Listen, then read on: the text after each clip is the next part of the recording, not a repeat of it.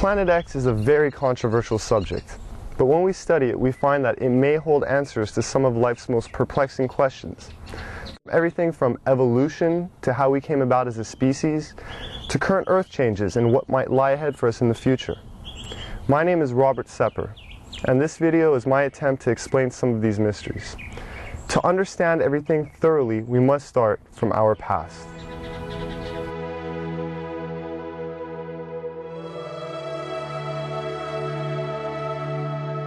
As you do research on our mitochondrial DNA, you find that it goes back into the range of 150,000 years, based on the mitochondrial DNA, which is, I think, pretty much incontrovertible. If we're 150 to 200,000 years old, that throws a huge, gigantic wrench into the establishment position that we evolved from creatures that were walking upright approximately 4 million years ago. The early Australopithecines, Lucy, everyone is familiar with her, at around 3.2 to 3.5 million years ago, and they're finding new ones all the time. And all they say is to qualify as human is to be upright walking.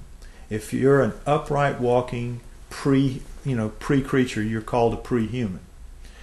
And even though all of those creatures, right through Neanderthal, from Lucy at 4 million years ago, right through the Homo habilis, Homo erectus, Neanderthal to Cro-Magnon, right up to Cro-Magnon, all of those creatures don't look anything like human beings as we are today. They are as different from us as primates. In fact, they look like primates. They look like upright walking primates. Up through Neanderthal, back to Lucy, and whatever's going to come before her. What could make something change so radically, literally overnight, in anthropological terms, and be anything remotely associated with Darwinism?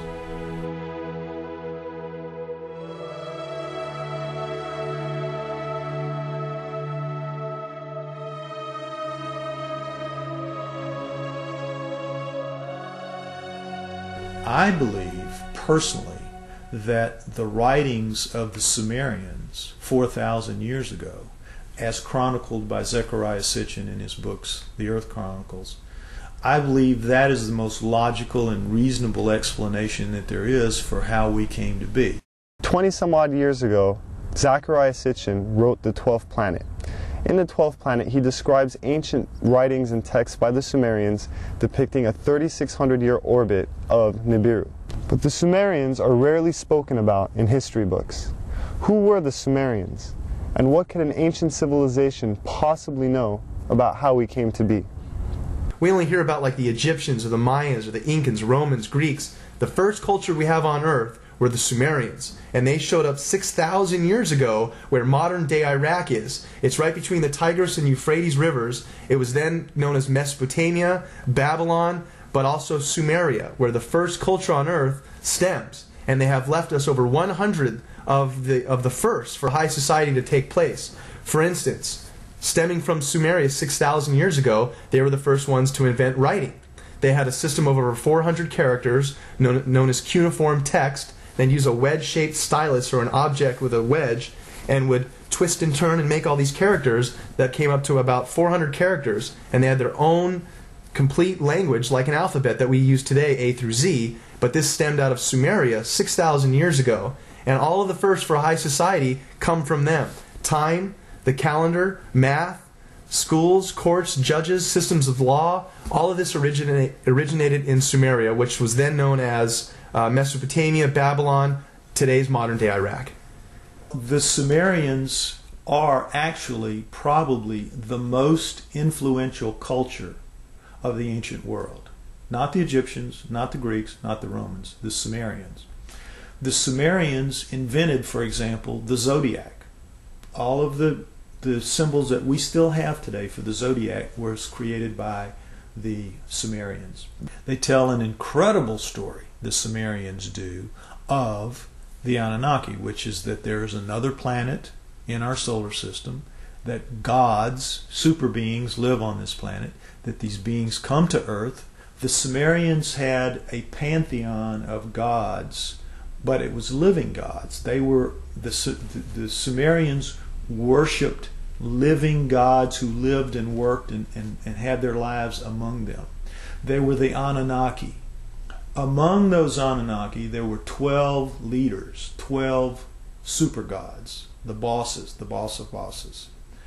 Those 12 gods come down and are present in the Egyptian culture, in the Greek culture, and in the Roman culture. They just have different names, but they have basically the same personalities and the same functions. So it isn't that mythology begins with the Egyptians, the Greeks, and the Romans. Mythology begins with the Sumerians. Monotheism didn't kick in until the gods, the multiple gods, actually physically left. When we look at all the stories in the Bible about how God is a feared God, and if you do what God tells you, you are given the reprisal of going to heaven, or if you do wrong, you go to hell, and it's very black and white. But the Sumerians give us a lot more context into that line of thinking and how it came about in their image and after their likeness. The Anunnaki quoted to the Sumerians as saying, "We have created you in our image and after our likeness, and we were their slaves," basically, to do as they bid it. Mine the gold, do their daily chores. We were basically their slaves. The leader said, "We'll make you a slave. We'll make you a servant." And that's the reason, the impetus, according again to the Sumerian writings, for the creation of human beings. The story of Noah is a classic that comes right out of the Sumerian texts. The word Eden, the Anunnaki called the land where they lived the Eden. The Adam, they called the worker slave that they created the Adamu, plural. Could the Anunnaki have genetically engineered humans? It sounds incredible until we consider that we ourselves genetically engineer the fruit and vegetables we eat every day. From tomatoes to apples and oranges to cloning Dolly the sheep. If we can genetically manipulate DNA, then who's to say that we weren't created or our DNA wasn't tampered with by another race of beings in the past? Now the question is, were we? Did they? And if we were, there must be some empirical evidence, some clues left behind, besides writing in a text that points to this.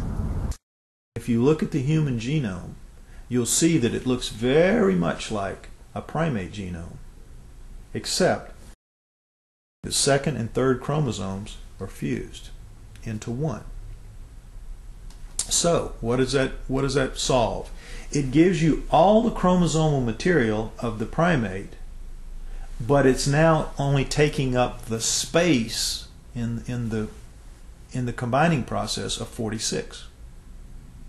It is 46 chromosomes with 48 chromosomes of genomic material still in there. Now, how could nature do that? How could nature fuse those two chromosomes together in any length of time? It wouldn't happen. It couldn't happen. That was done. According to Sitchin, we were created genetically by the Anunnaki as a worker, to mine gold for them, to serve them. People out there, even if you're not a scholar, even if you're not anything, if you open your eyes a little bit to this and you start just doing your own research, you're going to find paths there that lead you to some things that are going to awaken new ideas into you. And the next few years, I think we're going to see a watershed of information that is going to absolutely rewrite every book of history. There is evidence left over this entire planet when you start thinking, and you must believe, that we are the offspring of these people. If there was a God, the God created those people before they created us. We are here because of an act of divine creation, but they were people just like us, only older, only more technically advanced. We need to rediscover that in ourselves, that we are a great civilization. We came from a great civilization. And I would tell anybody to look, open your eyes and look for it. Don't be blinded to something that's led to nothing but the slaughter of ourselves for thousands of years.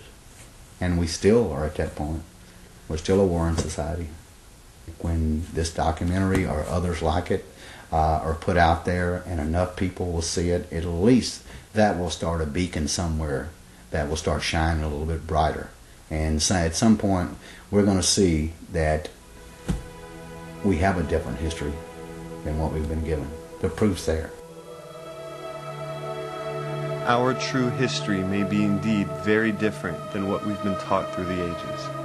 Whether this data has been withheld or our identities have just been forgotten, it is our responsibility now to rediscover who we are and where we're going.